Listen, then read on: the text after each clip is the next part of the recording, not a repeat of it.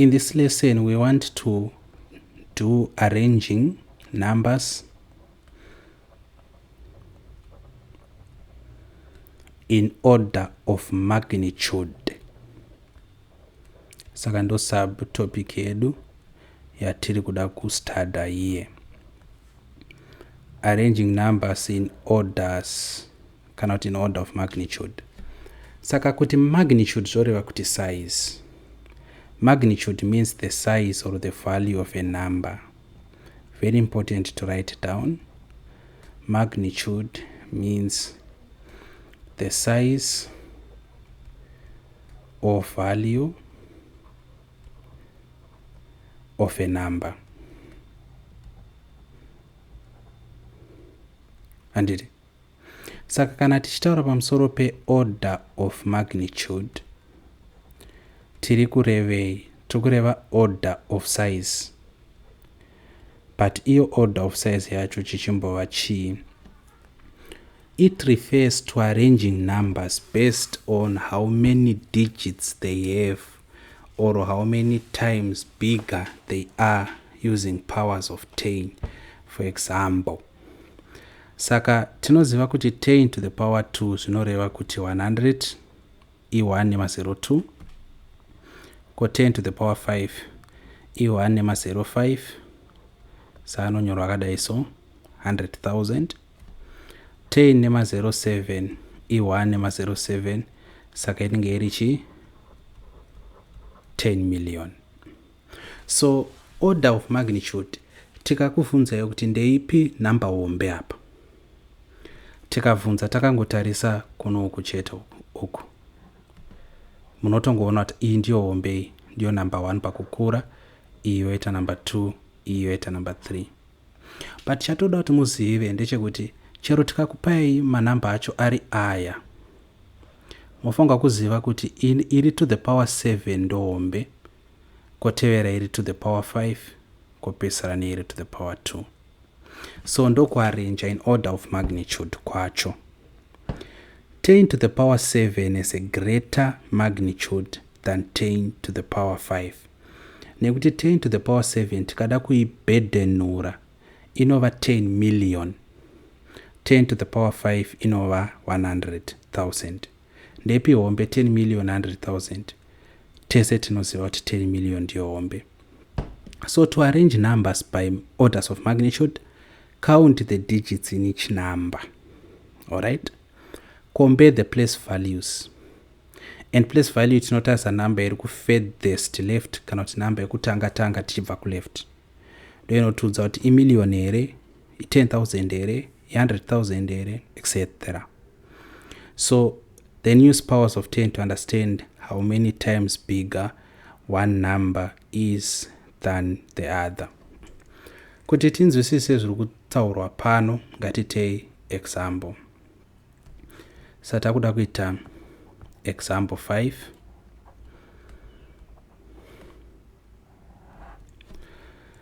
Example 5 iri kumboti chi. Arrange the following in order of magnitude. Andika?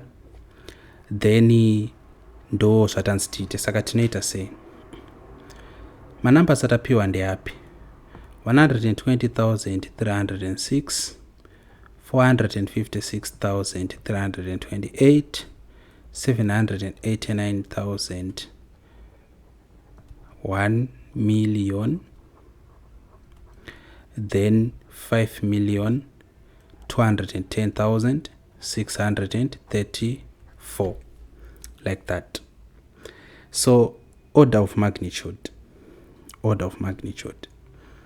Tikatora 120,306 tinoona kuti inenge iri 10 to the power 5 nokuti pamberi pa 1 panapa pane ma places 1 2 3 4 5. Tikatora 456,328 tinoona kuti inenge iri futi 10 to the power 5.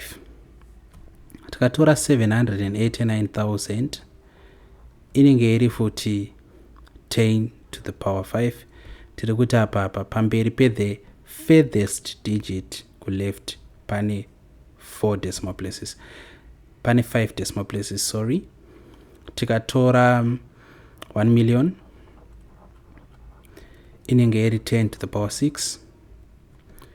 5,210,634 inenge iri 10 futi to the power 6, like this. Saka tiri kuti in terms of magnitude, ekutanga manamba 3 ekutanga ari kuita senge akafanana chero hawo asina. Saka pamusana pekuti ari in the same magnitude, takuchitarisa namba E. Panapa tina 1, apa tina 4, apa tina 7. Saka hombe ndeipi?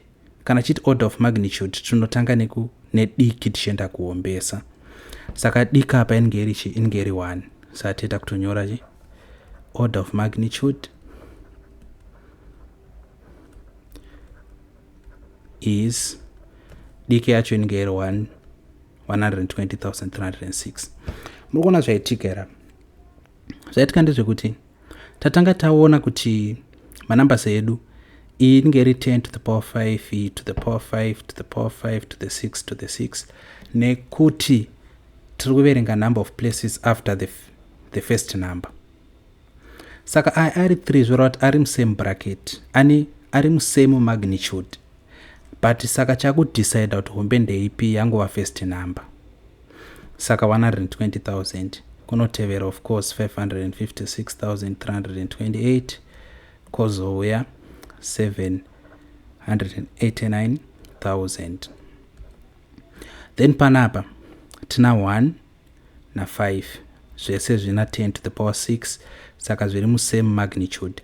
Handisi kuti zvine magnitude yakafanana, ndati zviri musame magnitude. Kureva kuti takuchitarisa namba yekutanga ndio ichatudza kuti hombe ndeipi. Saka apapa 1 million ndodiki, hombe inenge iri 5,210,634 seizvo. Saka ndo zvatinoita apo. I hope manzwisisa. Zvakangofanana nekuarrange in ascending order, asi apa zvangotestwa with a twist. Zvinge chibvunza with a twist. Do practice exercise yenyu. Rangarirai kuti munaita number 1 kusvikira painoperera. Arrange the numbers from smallest to largest based on their order of magnitude. Saka hazvinetsi.